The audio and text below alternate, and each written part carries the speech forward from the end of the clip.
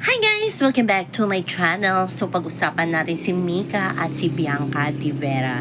So maraming nakahalata na hindi na sila masyadong close sa set ng Hotel 88. Hindi na nagpo-post si Mika, nakasama niya itong si Bianca at ang ka-roommate ni Mika si Clarice de Guzman at ang kay Bianca naman ay si AC Martinez.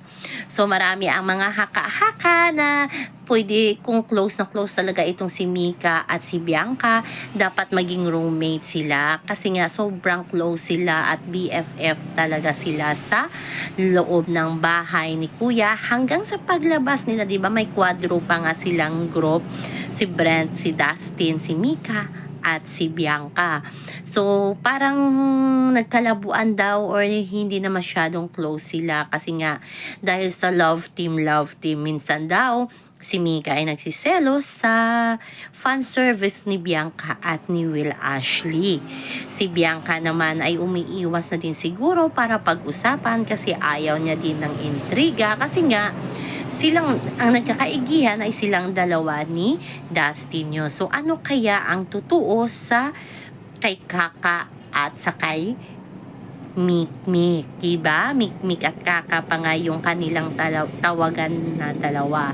Pero sa totoo lang siguro ay talagang hindi muna daw sila naging roommate para makaiwas sa mga intriga kasi nga bago sila mag-lock-in ay nagkabukingan na, nag-Thailand si Bianca at si Dustin, si Will naman at si Mika sa Hong Kong daw. At kinonfirm naman yan ng management ni Mika na talagang magkasama si Mika at si Will sa Hong Kong. At sabi nga ni OG Diaz again, na-confirm ayon sa kanyang source na magjowa nga talaga itong si Mika at si Will Ashley.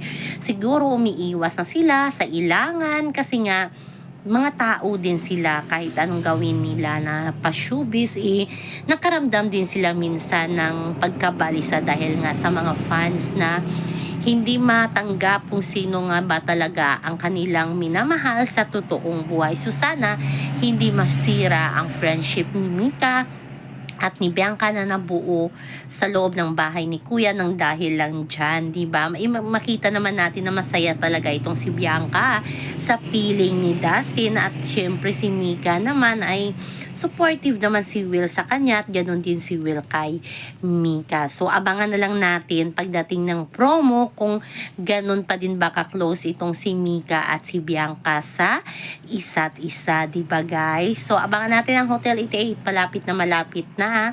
Hanggang sa muli, bye-bye. Also remember, wag po tayong magpaka-stress.